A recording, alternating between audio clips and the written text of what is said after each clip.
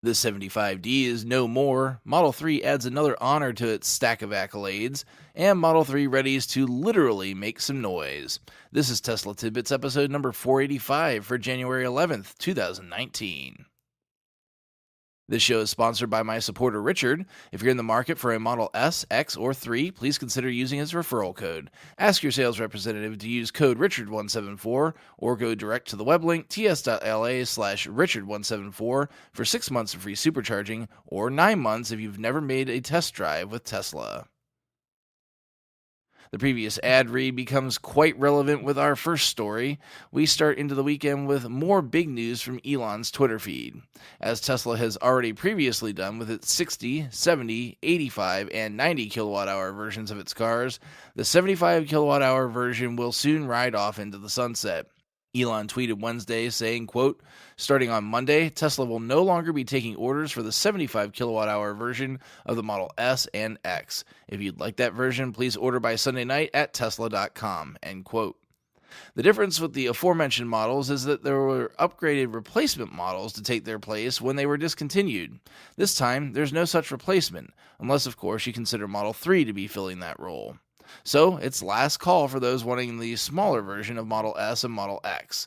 If you're looking to buy one, please consider using the aforementioned referral code and get it done before Monday.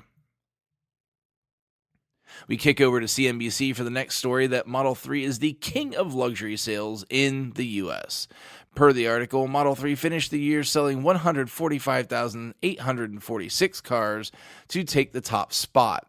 Following Model 3 were the Lexus RX, selling 111,641 units, the Mercedes GLC at an estimated 62,435 units sold, and the Audi Q5 at 61,835 units.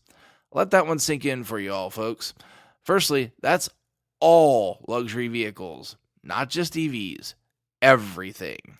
Secondly, Model 3 beat out the SUVs available in a market where sedans are supposed to be dead.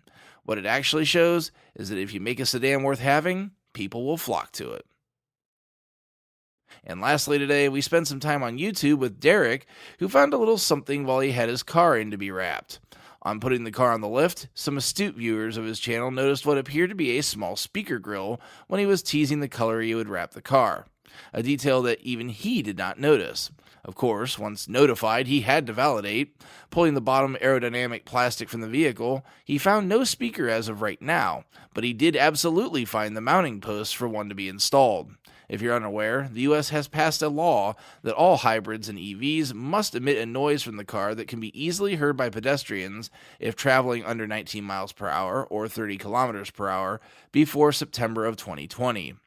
While Tesla may not necessarily be happy about the law, it does look like they're set to comply by producing parts capable of mounting the speaker. That'll do it for today's show. Thanks as always to our super patrons supporting the show at the $10 plus level at patreon.com/Tesla Tidbits. They are John Waltower, Drew Schuyler, John Waller, Ryan Scarborough, Lee Sweet, William Henry Crew III, Dorian Steve Guberman, Bruno Quindici, Joey Boots, Ralph and Cheryl Waterhouse, Adam Raymer Brown, Megawatt Photovoltaic Development, Todd Sullivan, Robert Healy, Mitch Long, Zortec LED Canada, Morvan Og, Blake Thompson, Raymond and Deborah Malkowitz, T-Sportline, Michael Pastroni, Travis and Cheyenne Rush, Cookie UK, Chris Hovis, Craig Murphy, and Vicky Kirk. If you have feedback for me, the best way to be heard is to tweet at Tesla Tidbits and use the hashtag AskTeslaTidbits if you'd like your question to be considered for the show. I'll see everyone back here again on Monday. Until then, keep it charged and hit the road.